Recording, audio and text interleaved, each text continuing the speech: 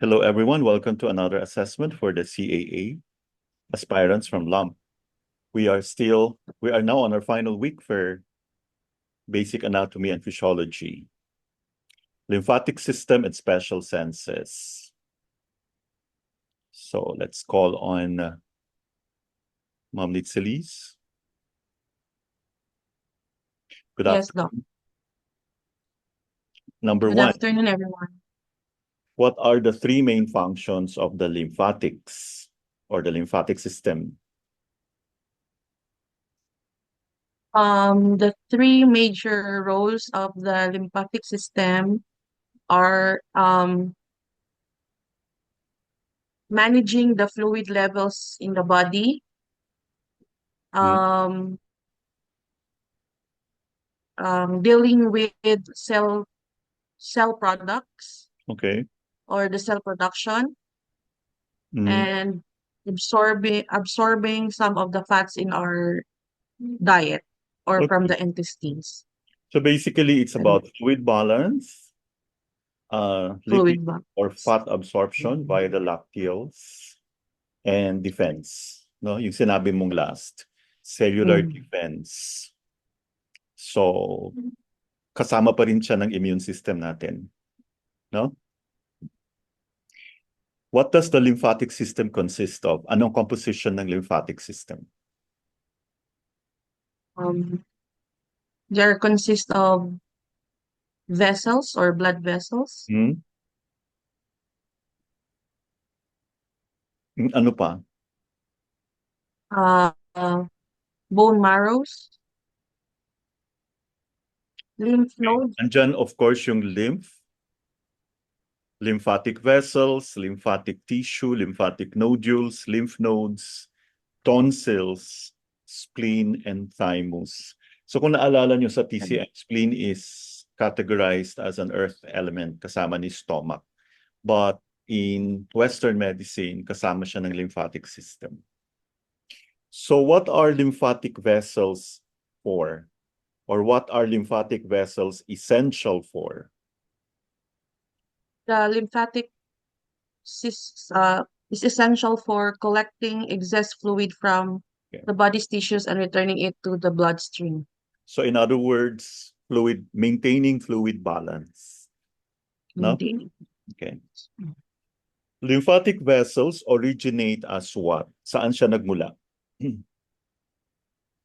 The bone marrow. Via the as lymphatic capillaries. No? Okay. I These don't, are small dead end tubes. So, lymphatic capillaries muna pagkatapos naging lymphatic vessels. So, dito makikita nyo, di ba? You remember the lymphatics? Yung arterioles, di ba? Kasama na sa dyan. Kasi itong nandito yung nutrition. Nandito yung salaan ng mga kailangan ng katawan, no? So since we're talking about the lymphatic vessels, we would like to know where they originate or how did they originate from, or what was their origin. So lymphatic vessels originated as lymphatic capillaries, the green one. Yung red artery na po yan. So anong areas of the body walang lymphatic vessels? the bone marrow, the central nervous system, the tissues such as the epidermis and the epidermis, The cornea of the eye and also the cornea. cartilage. Wala po siyang lymphatics. Mhm. What do you call or what consists or what composes the inner layer of the lymphatic vessel? The endothelium. Yes. Surrounded by elastic membrane. Ito po yung ating lymphatic vessels. Kung nakakita nyo, um, may valve siya. Para one way lang talaga. No? So here we have fluid entering the lymphatic capillary tapos magsasara. Ang flow ng lymph fluid is pag ganon. So para mag-open siya. what do you call, so kung endothelium ang inner layer, ano tawag sa middle layer? Or what does the middle layer of the lymphatic vessel consist of para magpapagalaw? Consists of smooth muscles. Yes, and elastic fibers. And the Elastic outer fibers. layer, The adventitia, tunica adventitia. Okay, the thin layer of adventitia. fibrous connective tissue. Okay, the three mechanisms that will govern how the lymph will move through the vessels. Or in other words, paano gumagalaw ang lymph. Now, this is quite important because meron tayong tinatawag na lymphatic drainage, no? Yes. The the three mechanisms consist of the skeletal muscle action, Hmm? respiratory movement, and contraction of smooth muscle in the vessel walls. Okay. Contraction of the vessel, contraction of skeletal muscles, and thoracic pressure changes. Kailangan may pagbabago ng pressure sa thoracic area. Okay, what do you call the cells that resist infections? Actually, these are, ito yung nagko-compose ng arsenal natin against mga kalaban, no? They respond to invading pathogens. They also detect abnormal cells or cancer. Kaya yung iba nagkaka-cancer because inutil yung mga lymphocytes or probably the lymphocytes cannot identify which is cancerous. Actually, meron tayong tinatawag na natural killer cells. Kinakain niya yung cancer cells or any weird looking. But kung inutil yung natural killer cells mo, then walang mangyayari. Okay? What do you call them? The immune system, Specifically what? mm,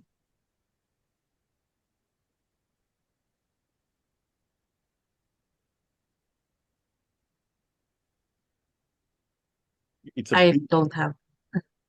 lymphocytes. Lymphocytes. Okay. Mm. Lymphocytes. Yung lymphocytes, it's a family of, ito na po sila. So, Mm, meron tayong B cell, T, 20. NK cell. Okay. NK cell, kailangan natin yan para hindi tayo magka-cancer. No? So, obviously, yung mga nagka-cancer, mahina or inutil yung mga lymphocytes. Okay? Next.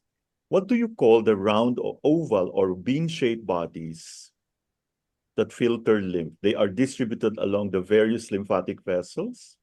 Kaya ito yung nagsuswell pag meron silang gustong paalisin na invader. So they range from 1 millimeter to 25 millimeters long. They are called the lymph nodes. Very good.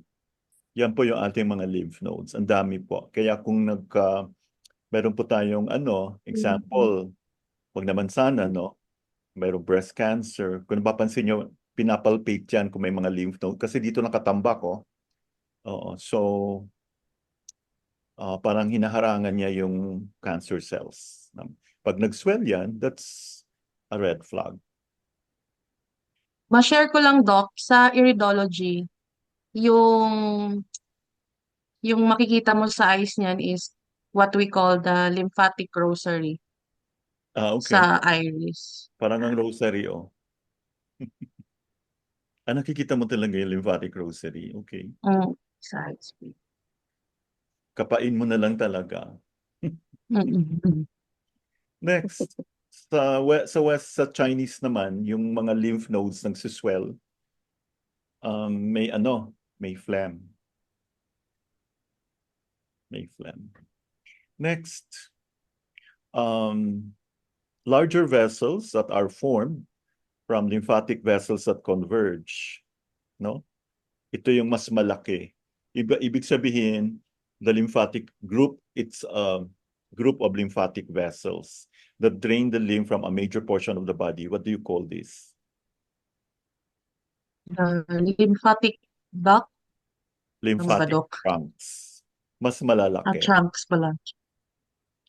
So, lymphatic lymphatic trunk. vessels, mas malaki lymphatic tracts. Yung parang ano, parang organizer siya, no? Doon Mm. sila ano. Okay, what do you call the lymphatic trunks that drain lymph from the head and neck? Kaya karamihan ng mga structures dito ang tawag doon yun. What do you call it? Anong tawag sa lymphatic trunks na to? Na nagde-drain ng lymph from head and neck.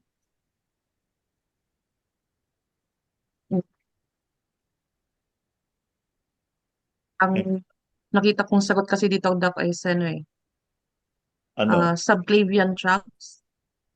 Hindi. The whole thing, Jugular. jugular trunks. Okay. Subclavian under the cloud. Okay. So, baka ito yung dapat sagot mo. Hmm? This lymphatic Subclavian trunks, they drain lymph. So kanina, yung jugular veins, jugular lymphatic trunks, tracts. they drain lymph from the head and neck. Ito naman from the upper limbs, superficial thoracic wall, kasama na yung mammary glands. So what do you call these lymphatic trunks?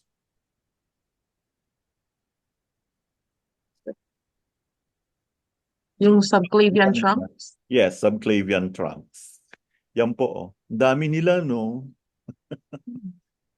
Kaya dapat igugwasya mo parati yan. You know guasya? We have a book on guasya.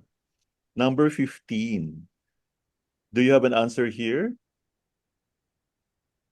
The lymphatic Mm, trunks that drain lymph, mas malalim po from the thoracic organs and the deep thoracic wall. So we're done with jugular trunks, subclavian trunks. Punta naman tayo sa next lymphatic trunk. What do you call this? Sa mga thoracic organs na and the deep thoracic wall. wala akong sagot, Doc, pero baka thoracic trunks. The Hindi. brachial mediastinal trunk. Okay. Mm-mm. Brachial. Mga good to know lang po ito. Hindi ko naman ini-expect na ano. Saka hindi ito lumalabas sa exam. But, you know, as ano, you need to know. Mm. No? Mhm. Ang Okay lang. kailangan natin i-drain. Some of you have trained probably on lymphatic drainage. Mm. What do you call these trunks that drain lymph from the abdominal organs, such as the intestine, stomach, pancreas, spleen, and liver? Wala na akong sagot dyan, Doc. Intestinal trunks. Intestinal trunk. Tignan nyo, ang dami nila, no?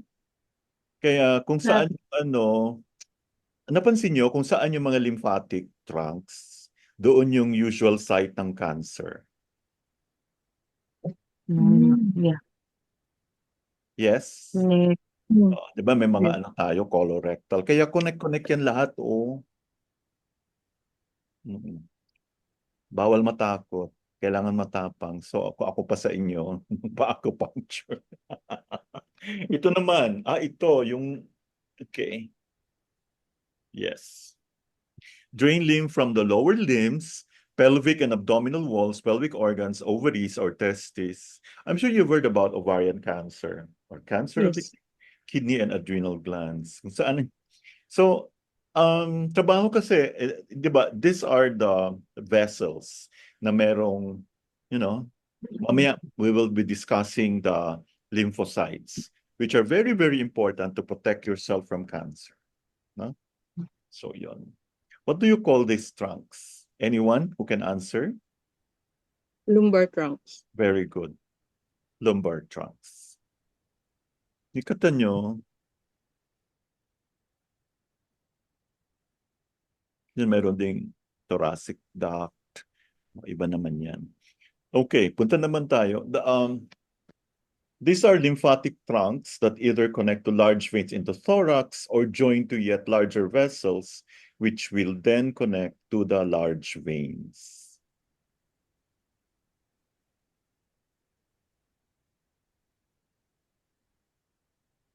What's your answer? Thoracic.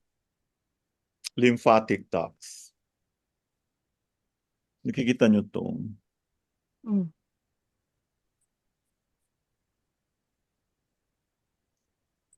Yung ano, yung right thoracic duct, yun yung kay yung vlogger na doktor. Mm. Okay, wag na lang kasi marami manonood. On the right side, we have the jugular, subclavian, and bronchomediastinal trunks. They join to form what? Sa right side tayo ha, right side. Jugular, subclavian, bronchomediastinal trunks will join to form. Okay, sige na lang. Did you get an answer here? Alam ko medyo matindi ito. Right thoracic vein. Mm. Okay. Pero in 20% daw of people, yung tatlong trunks, yung jugular, subclavian, bronchomediastinal trunks, they converge to form the right lymphatic duct. So, if you don't belong to the 20%, then it's called the right thoracic vein. Okay? What is the largest lymphatic vessel? Ito na yung ito na yung involved sa ano nung doktor. Thoracic duct dato. Yes, very good. Thoracic duct. It is very long, 38 to 45 cm, extending from T12 to the base of the neck. Okay? Kaya wag i-ignore yung mga pain sa likod. Okay? So aside from your hilot, you might want to explore. Look at the tongue. Feel the pulses. No? Thank you so much, Ma'am Nitzelise. Bawi na lang po ako next time, Doc. Opo, next time. Oo nga, sige. I'm very sorry for your loss po. Okay lang. Thank you. Move on na tayo. Now let's call on Ma'am Mavel Aba. Good afternoon po, Ma'am. Afternoon. Ready na kayo last week pa. 21 to 40.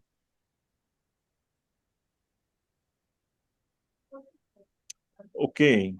Actually, tinanong na to kanina, no? Ito yung origin ng lymphatic vessels or lahat namang ito nagjo-join to form lymphatic vessels. What do you call this? Microscopic lymph capillaries. The lymphatic capillaries. Yan na. Lymph capillaries or lymphatic capillaries. Okay, magjo-join sila, magiging lymphatic vessel. The lymphatic vessel, lymphatic trunks. Okay, ano meron ang lymphatic vessels to ensure na one-way lang yung flow? Nakita natin kanina. Thin-walled endothelial line channels. Which is very important. Yung valves. Meron silang valves. One way lang yun. Ano? Okay? Sa veins. Yes. Kaya yung mga lumalabas sa mga kulay-kulay, tingnan natin yung skin natin, kung may, bakit ganito yung kulay? So kung po pwede, may gagawin ka na. No? Tingnan nyo po, may lymph. Kasi minsan, kung barado, kung nagsasara yan, magkakaroon ng pain. Okay, how does the fluid move through the body? Ma'am Mabel. By a combination of osmotic and hydrostatic pressure. Okay. The osmotic pressure results from differences in solute concentrations across cell membranes. Hydrostatic pressure results from the pressure of blood as it enters capillary system, forcing some fluid out of the vessel into the surrounding tissues. Okay. Actually, yung excess fluid natin papasok sa lymphatic capillaries. No? So magiging lymphatic vessels sila. Kaya meron tayong lymph. So yung excess fluid actually came from excess fluid Then, pumasok ng lymphatic capillaries, paglabas, meron ka ng lymph. And then the capillaries will converge, di ba converge na para magkaroon ng lymphatic vessels. And then the lymph will pass through the lymphatic vessels, then pupunta sa mga kanya-kanyang lymph nodes. Okay, ano ba nangyayari sa lymph nodes? Nandito yung filtering. Finifilter niya po. Kaya kung maraming finifilter, magsuswell yan. No? So lymphatic vessels will converge. Di ba? Do you know now the hierarchy? So from lymphatic vessels, meron tayong lymphatic trunks. So pag nag-form ka na ng lymphatic trunks, i-drain niya na yung lymph from the major regions of the body. Okay? And then kanina, we talk about the thoracic veins. Dito kasi mag-empty yung mga trunks. No? Yun. Or they will combine to form larger lymphatic ducts which will empty into the thoracic veins. Okay? So paano po nagpo-form ang lymph, Ma'am Mabel? It forms when tissue fluids, blood plasma, mostly water with proteins and other dissolved substances, drain into the lymphatic system. It contains a high number of lymphocytes, white cells that fight infection. Okay. I'm sure you're familiar with the interstitial fluid, no? Yeah. Oo. So, wala pa pala kayong TCM. In TCM, you will learn later on na ito yung actually yung triple burner, yung Sanjiao. Okay? Oh. Yes. And kaya lahat siya pumupunta, kaya meron tayo upper, middle, lower. Okay? Ito yung parang irrigation ducts. No? So the lymph is formed when the interstitial fluid, yung nasa spaces, no? Nasa interstices of all body tissues, nagko-collect siya through the lymphatic capillaries. So, 'di ba? So pag pumasok na yung excess fluid doon, nanggaling doon sa mga drain, yung conduit, yung mga yung mga dregs, no? Oo. Imagine meron kang irrigation, no? So may pupuntahan 'yan. Okay? 'Yon. So kailangan meron kang tubig. Excess fluid. So, Ma'am Mabel, what does the lymphatic tissue consist of?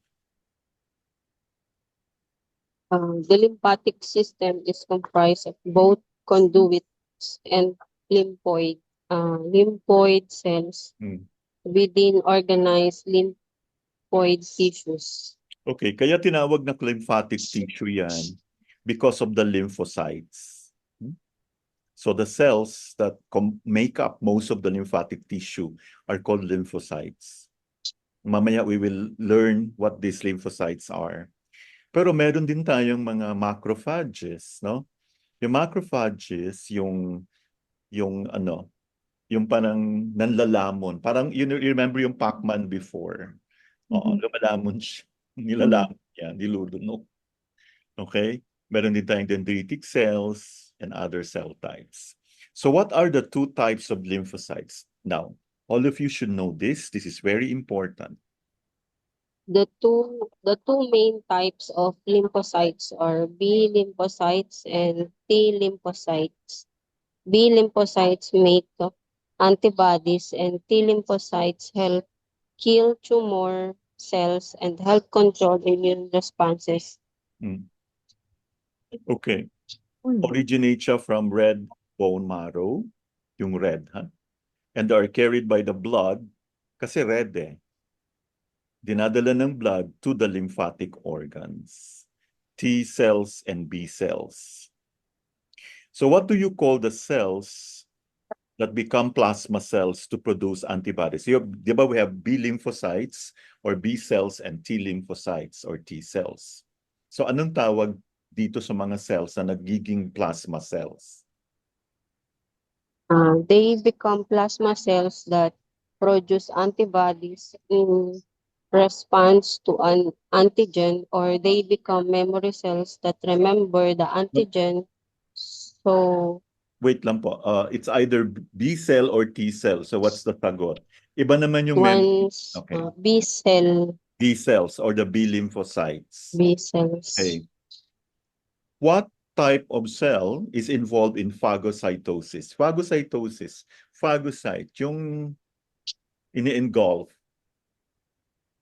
B cells or T cells?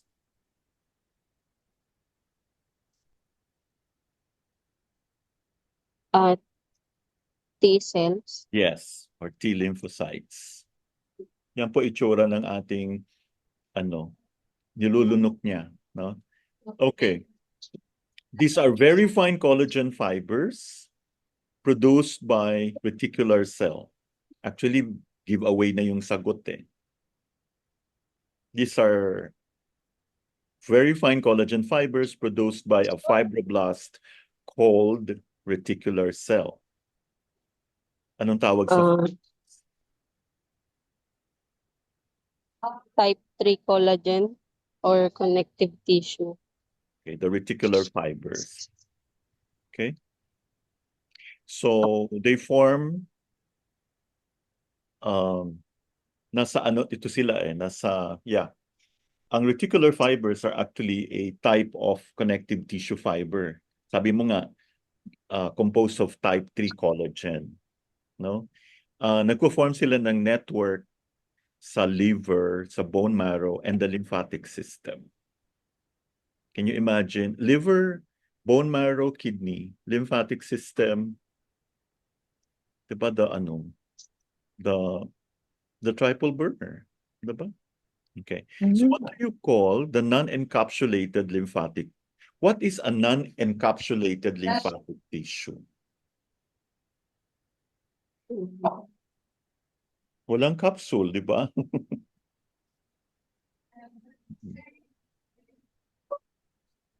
So, yeah. Small, So wala siyang capsule, no? small lymphocytes. So ito na yung mga lymphatic nodules, yung tonsils. So ano naman itong mga encapsulated lymphatic tissue? Yung may capsule, no?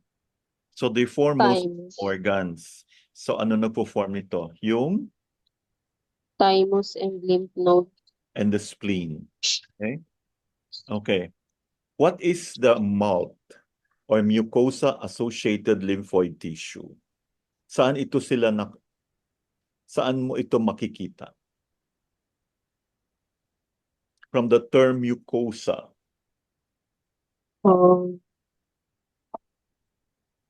Beneath the mucous membrane. So ano ba yung mga systems na napag-aralan natin na may mucosa?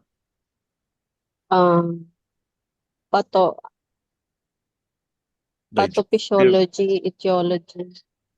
Diba yung digestive, respiratory, diba? Urinary, reproductive tracts. So if you're going to think about it, ito yung nagpo-form ng dampness because of the mucosa. Okay. What is a diffuse lymphatic tissue? So pag sinabi mong diffuse, wala siyang clear boundary, no? Sa mga surrounding tissues. So ibig sabihin, nasa loob siya ng mucosa, ng mucous membranes. So sa may lymphatic nodules and nasa lymph nodes and spleen. Okay.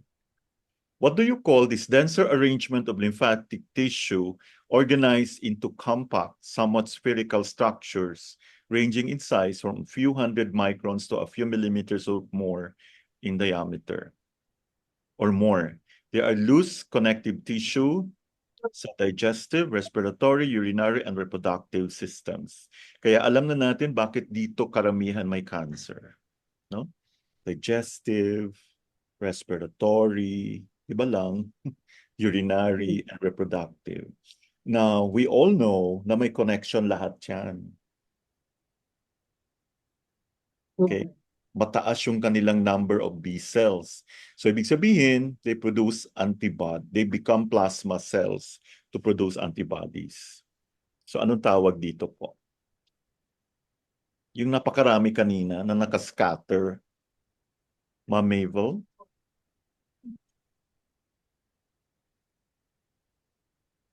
Hindi ko lang sure, Doc, lymphatic. Sure na.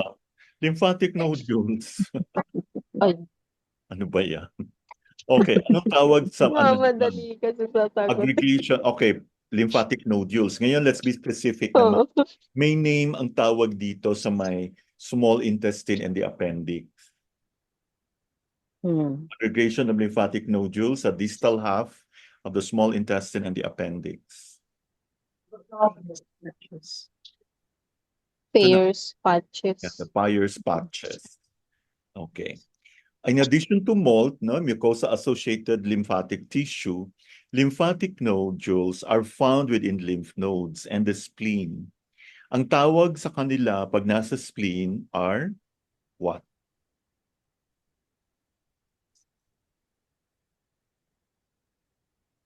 Lymphatic follicles. Sige, di ba na masyadong nakaka-stress doon tayo sa may cancer. Okay, anong tawag dito sa large group of lymphatic nodules and diffuse lymphatic tissue located deep to the mucous membrane within the pharynx? So pharynx, sa throat. Ito yung tinitingnan ng mga Western, no? Lalo na pagbata yung pasyente. Protects against bacteria and they decrease in size and eventually disappear. Tonsil po ba to? The tonsils, yes. Okay, anong tawag sa klaseng tonsil na to? Each side of the junction between the oral cavity and the pharynx.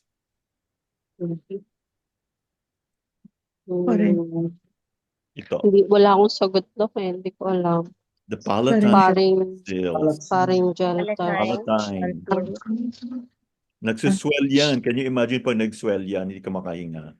Next, ano naman tawag dito? Naku, Collection. Doc, wala na po ako sagot. Okay. Sorry. Pag ito ang lumaki, talagang mahirapan na siya mag-ano, no? So, it is located near the junction between the nasal cavity and the pharynx. When they are large, they are referred to as adenoids. Kaya kung familiar ka sa adenoiditis. Okay. Pharyngeal tonsils. Yan po. So, andito, palatine, andito si pharyngeal. No? So, pag ito lumaki po, hindi ka na makakahinga. No? Now, last one. Anong tawag sa tonsils na to? Na nasa posterior surface of the tongue. So, sa location pa lang, meron ka ng pangalan. Lingual tonsils. Maraming salamat, Ma'am Mabel. Mukhang malungkot ka ngayon. Wala kasi talaga akong sagot. Sige. Ma'am Sorry, Doc. Susan, are you ready? No problem. You did well. Ma'am Susan. Hanggang 40 lang yun. Hanggang 40 lang po ako, Dok, eh. Ay, selective. Ano ba yan? Opo, kasi busy sa sa kababaihan organization. Sige, okay lang. Pero inaral niyo naman to, ha? Apo. Oo, sana all. Sana. Sana nga. Okay. Ang dami na pala natin. Sana. Meron tayong mga audience. Yeah. Sino pa ba? Okay. Let's call on... I'm sure kanina pa excited si Sir Tyrone. Sir Tyrone? Would you like? Yes, Doc. Good afternoon. Yeah, I'm sure as usual, sinagot mo hanggang sa last question. Okay, can you describe to us, ano ba yung superficial lymph nodes? Why are they called superficial? Superficial lymph nodes acting as filters for lymph fluid and activating immune responses to combat infections and other threats. Where are they found? Sa head and neck. Okay. At saka sa groin. Superficial, napakababaw lang, no? Yung mga madaling subcutaneous tissue beneath the skin located near the blood vessels. Kaya ito yung parang nag-iiba yung kulay. Okay? So these are examples of your superficial lymph nodes. Mm. Okay, kung may superficial, merong deep. Deep lymph nodes. Okay, yung iba, puro deep na yon. Ito Sa lang yung lalim. superficial. Oo. All the rest are deep lymph nodes. They are located near blood vessels. Kaya if you improve the blood vessels, everything else will follow. But you know what people usually do? They don't care about circulation.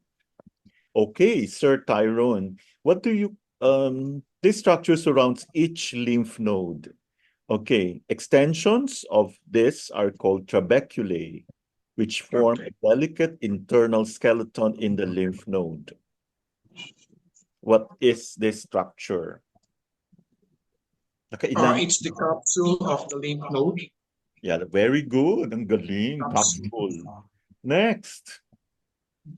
This consists of subcapsular sinus, diffuse lymphatic tissues, cortical sinus, lymphatic nodule, germinal center. What is this? It's the lymph node cortex. Very good. Galing. So these are, where is the cortex here? Remember the trabeculae kanina? No? Importante pa ng trabeculae, no? And I'm sure you're familiar with the afferent lymphatic vessel. Tapos, di ba? Kapag kalabas niyan, efferent na. So Yeah. your answer kanina was cortex. Yeah, cortex. And what is the medulla?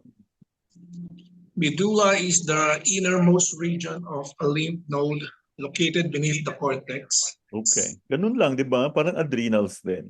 May cortex, may medulla. Next. What do you call these vessels that carry lymph to the lymph nodes? Where it is filtered. Okay? Sinasala kung mayroon bang invader na pumasok, no? So the lymph will enter the subcapsular sinus, then it will filter through the cortex and medulla and exits the lymph node through the efferent lymphatic vessels. What is important is you know na may filtration na nangyayari. What do you call these vessels? It's the afferent lymphatic vessels. Very good. Okay, so what do you call the vessels that carry lymph away from the lymph nodes? It's the efferent lymphatic vessels. Very good. Okay, the areas of rapid lymphocyte division. Proliferation is so kailangan na nagre-reproduce. Katulad ng if we want to create good practitioners, kailangan meron tayong center. So ano tawag ng center nila? Germinal centers. So germinal center. So are we ready to reproduce? So that we can help each other, no? Ay, by the way, before ko makalimutan, if you have time on Tuesday, for the first time, we will teach you how to really focus on the pulse. And at the same time, yung ating discussion would be heart and kidneys. Of course, the practicum will be different from the theory. Yung theory, free lang po yon. Ngayong Wednesday, ang heart, and Thursday naman yung kidneys, no? Hopefully, you will love the presentation this time. What is very exciting is on Tuesday next week, we cannot meet on a Monday. May patient ako, tinambot diba? May patient.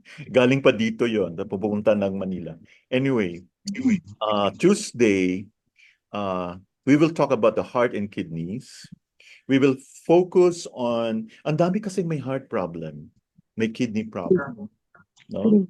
Katulad nung, di ba, pwede bang i-chismis dito? May namatayan. Hindi niya alam bakit namatay. Hindi na daw makabangon. So obviously, yan? Electrolytes could be low potassium. Anyway. So pag bababa yung potassium mo, bakit iniwan mo ng ganon. Hindi mo kasi alam eh. No? Mm. Bigla ka na lang hindi makabangon, tapos natigo ka pa. So, ibig sabihin, yung heart niya affected na.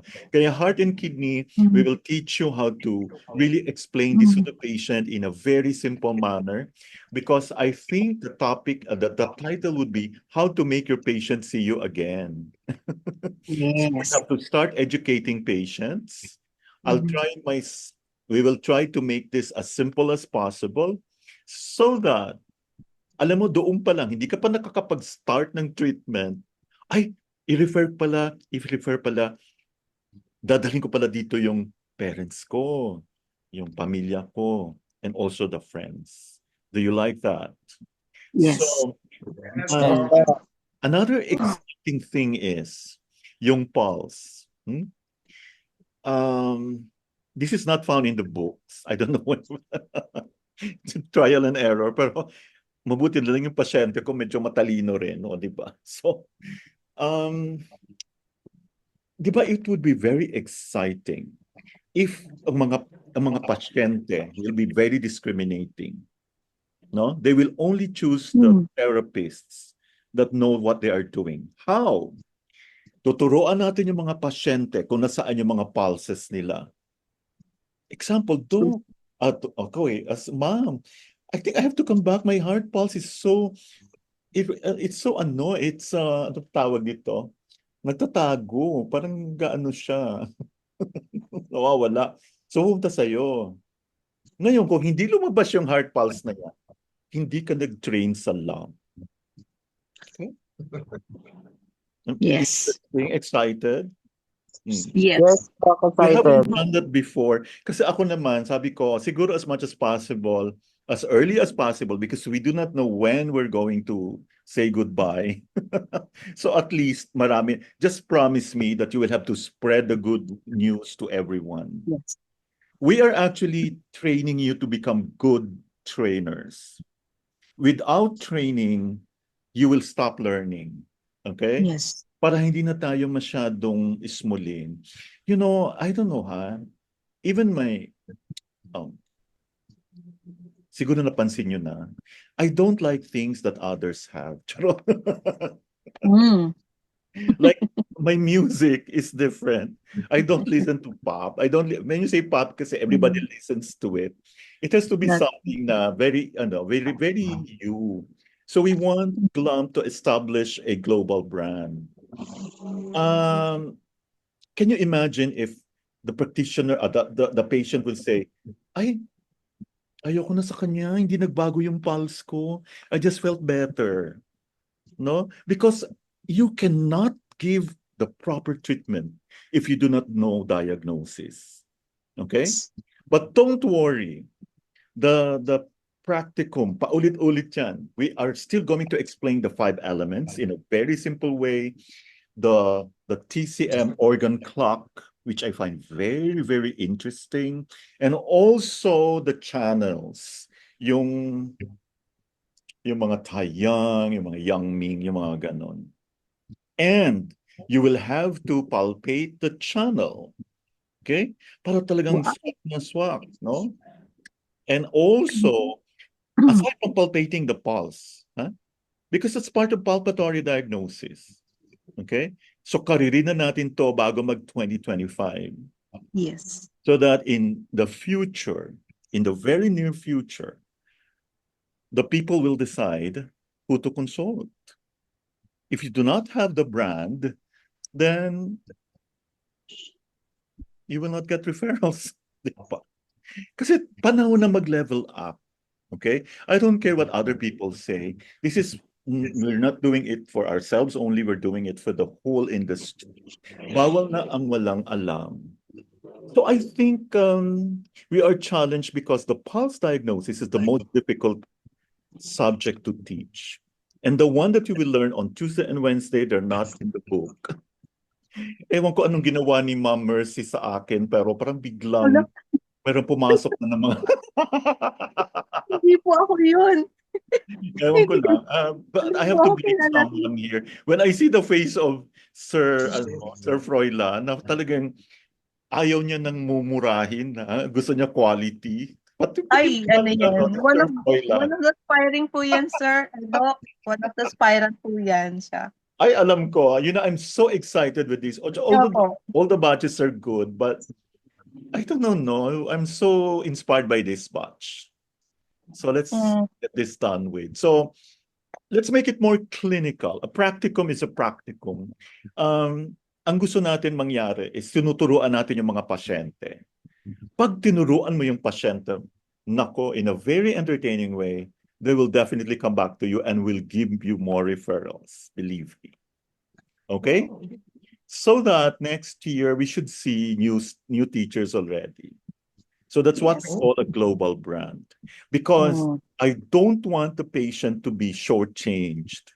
They pay that much and they expect good quality, di ba? Oh.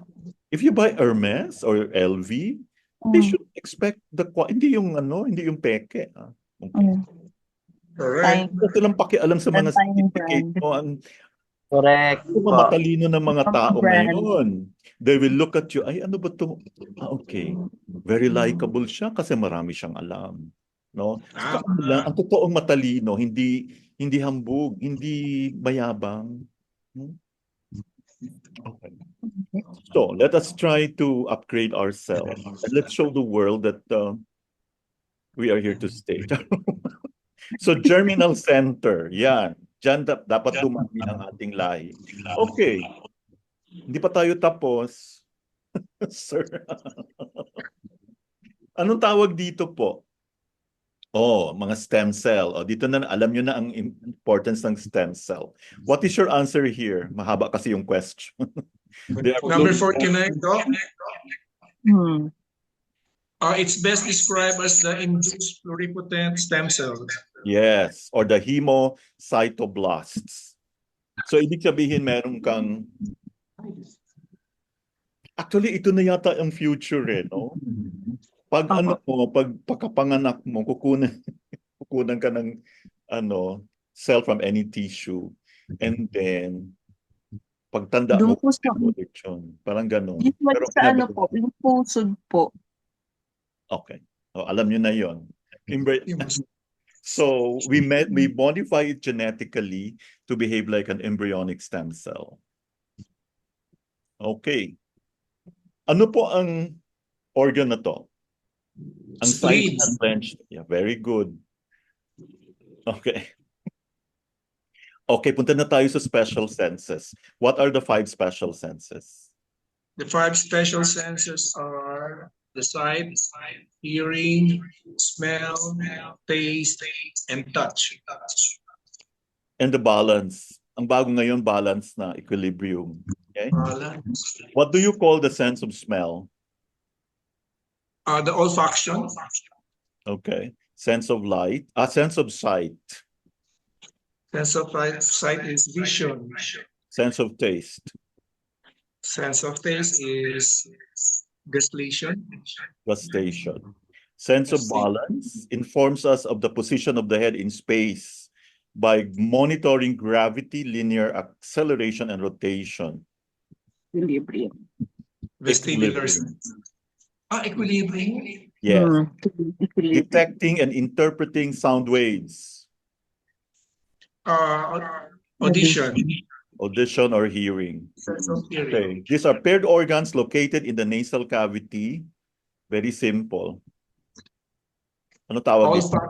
Organs. Olfactory organs. Epithelial cells that contain olfactory receptors, supporting cells, and regenerative basal stem cells. Covers the inferior surface of the cribriform. Okay, yan na. Ano tawag dito? The olfactory epithelium. Very good. So, hindi ko na-explain yung epithelium. What are the 4 primary taste sensations? And meron na tayong less known. Tingnan natin kung updated din yung inyong reference. Sir? The 4 primary taste sensations are the sweet, sour, salty, and bitter. And the new one, the less known? No. Doc, di ko na isulat, sorry. Hindi mo na isulat. O sige, ito ba isinulat mo? Umami. Okay, umami and water. Grabe, may taste Mhm. pa ang water. Yun. Okay. Olfatic, opo. Pleasant, savory taste corresponding to the flavor of pork. Nung panahon namin, wala pa ito ha. Bago lang to. Hmm. Nung nagkaroon po ng betchin. Ay, oo. Yeah. Ito na Doc. Umami. Tawag dito, Sir Tyrone. Umami. Chicken Yeah. broth. Thank you so much, Sir Tyrone. Ready ka na ba Thank you, for the Doc. exam? Okay. Congratulations. Now we'll Thank you. call on Sir Froilan.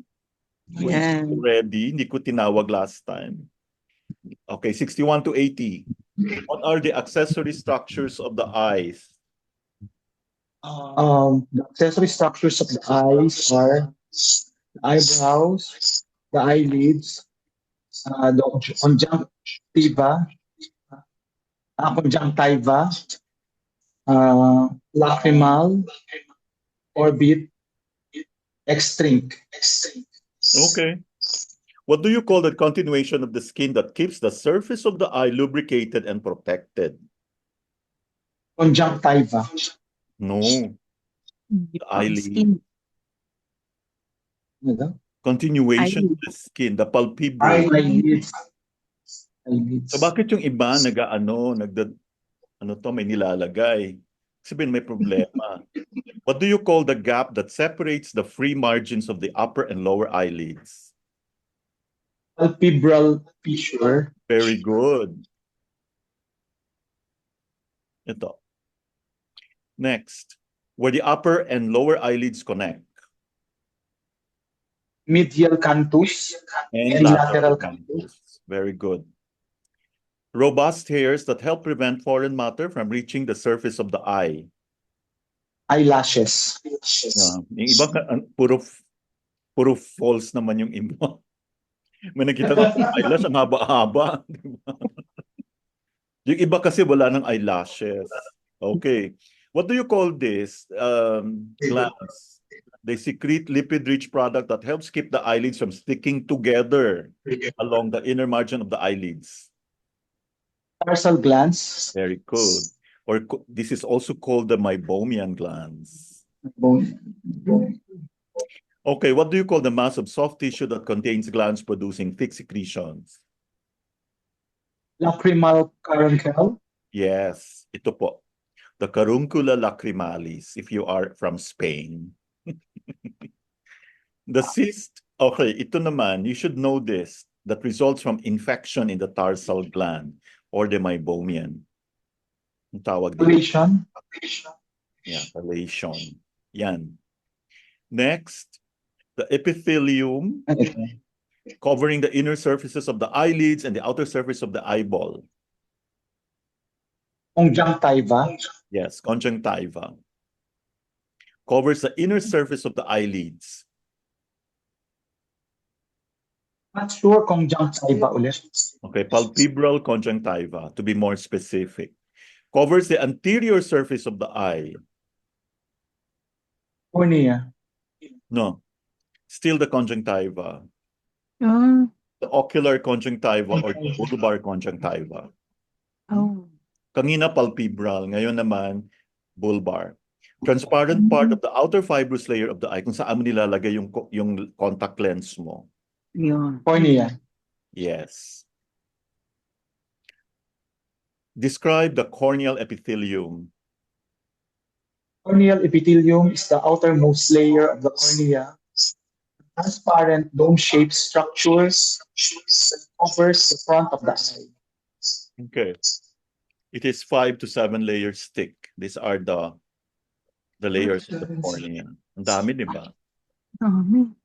At saka kung gusto mo ang haba ng pila, kung gusto mo magpapa-change ng cornea, corneal transplant. Kailangan malakas ka. Inflammation of the conjunctiva is called? Conjunctivitis. Ito na yung pink eye na tinatawag. Okay? Produces, distributes, and removes tears, consists of a lacrimal gland, lacrimal canaliculi, lacrimal sac, and nasolacrimal duct.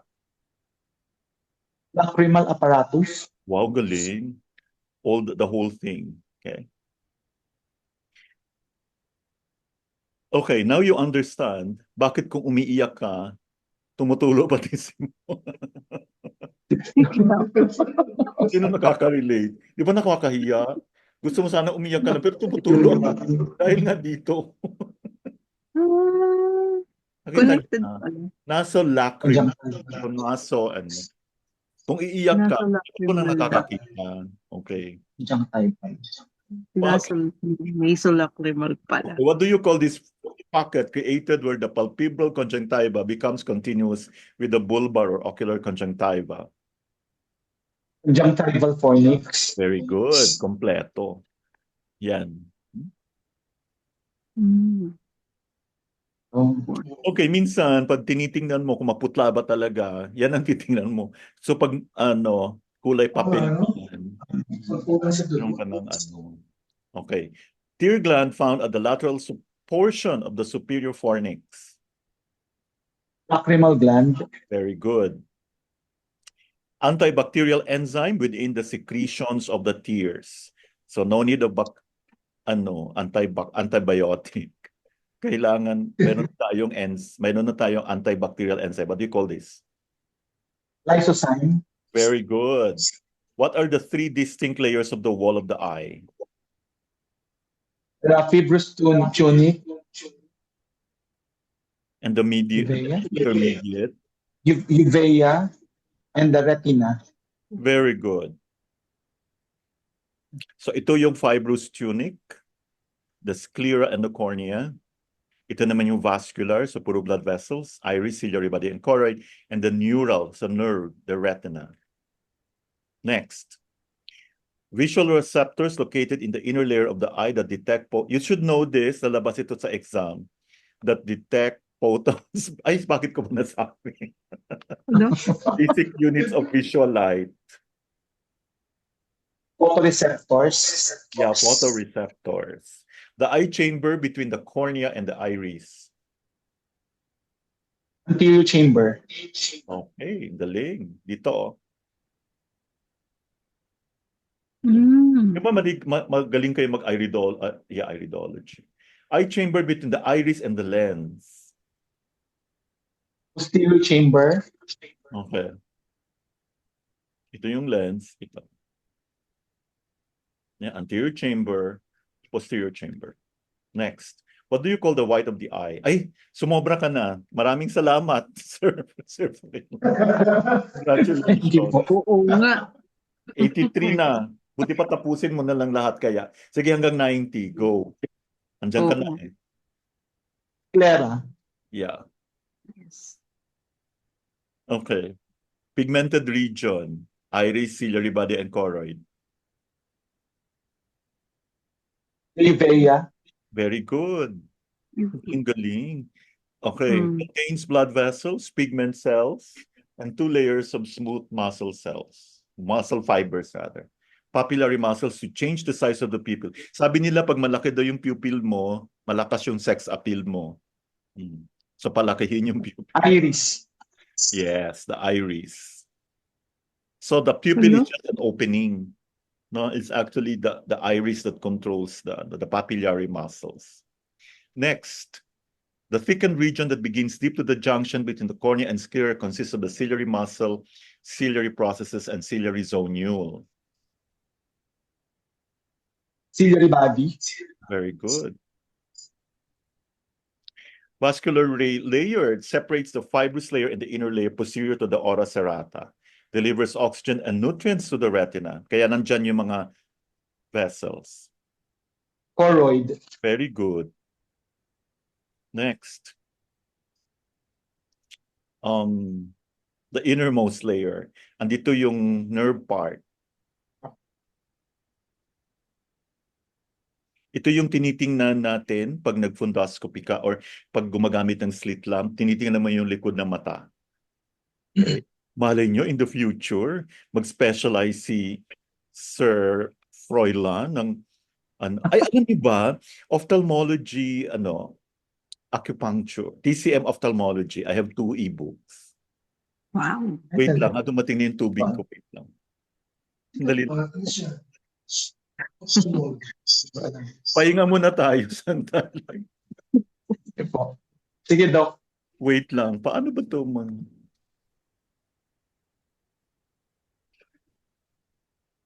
Okay, Sir Froilan. What is the Yes. answer here? Retina.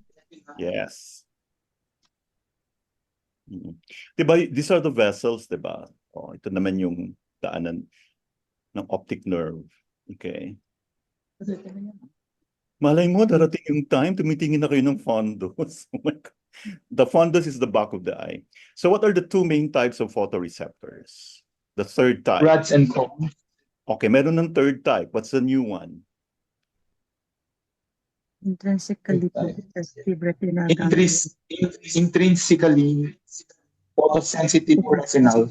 ganglion The cells. IPRGC, retinal ganglion. What are rods? Rods are one of the two main types of photoreceptors in the retina, responsible for photopic vision or vision changing light conditions. Can they make you see colors? No. No.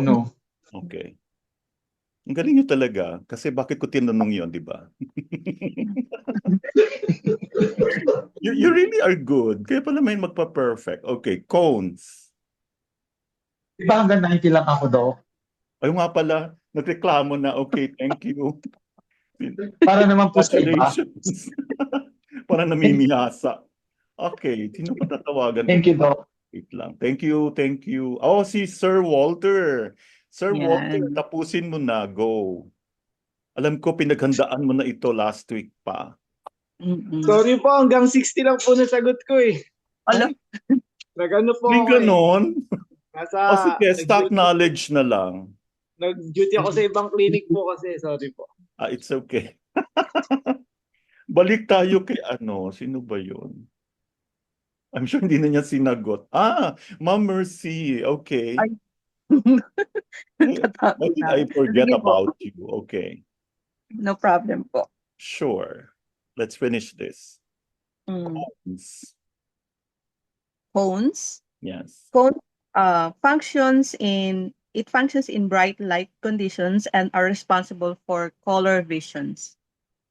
Okay. So, kung meron kang color blindness, meron tayong tinatawag na Ishihara test chart. But it's not of your concern anymore. Can you imagine meron kang color blindness? Kung meron kang royal blood, so yan po ang cone cell, ang rod cell. As you can see, very colorful ang cone cell. Andiyan po yan sila sa retina. What do you call the site of the sharpest vision on the retina? It establishes the visual axis of the eye from the center of an object. It's the fovea centralis. Okay. Where a visual image arrives after it passes through the cornea and lens that consists of roughly 6 million cones but no rods. So puro color vision lang ito nandito. Macula lutea. Very good, very complete. So ito yung macula, ito yung fovea. Ito yung optic disc. This is supposed to be the blind spot. Diba? Wala kang makikita dyan. Kasi dyan dyan lumalabas yung nerve. Okay. Tell us the organization of the retina from the light to the pigment. From Inner nuclear layer, tapos pupunta siya sa outer flexiform layer, tapos sa outer nuclear layer, tapos photoreceptor layer, tapos retinal pigment, epithelium. Okay, very good. What do you call the circular region medial to the fovea? That is the origin of the optic nerve. Optic disc or the blind spot. Yes. The fluid that circulates within the anterior cavity of the eye. Aqueous humor. Okay. Fluid pressure that stabilizes the position of the retina, pressing the neural part against the pigment's part. Intraocular pressure. Okay. Pag mataas ito, ang tawag doon glaucoma. So now you know how we could help people with glaucoma. An eye disease that occurs when too much intraocular pressure pushes the optic nerve outward, damaging its nerve fibers. Glaucoma. Okay. Focuses the visual image on the photoreceptors. Lens. Yes. Highly specialized cells have lost their nuclei and other organelles. Mature red blood cells or the erythrocytes. Okay. Oh. The lens fibers. Oh. Eye condition where the degree of curvature in the cornea or lens varies from one axis to another. Astigmatism. Okay. So, makikita mo ang line na straight, hindi siya straight. And then it depends. If you have a with the rule as like axis 180, yung straight line hindi straight. Pag axis 90 naman, parang parang basta opposite naman horizontal. But if you need to squint para makita yung image, that's astigmatism. Okay? What are the three anatomical regions of the ear? The outer ear, the middle ear, and the inner ear. Very good.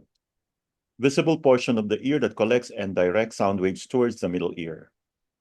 It's the pinna or the auricle. Okay. Air-filled chamber located within the petrous portion of the temporal bone collects sound waves, transmits them to internal ear. It's the middle ear. Okay. Contains the sensory region organs for both hearing and equilibrium.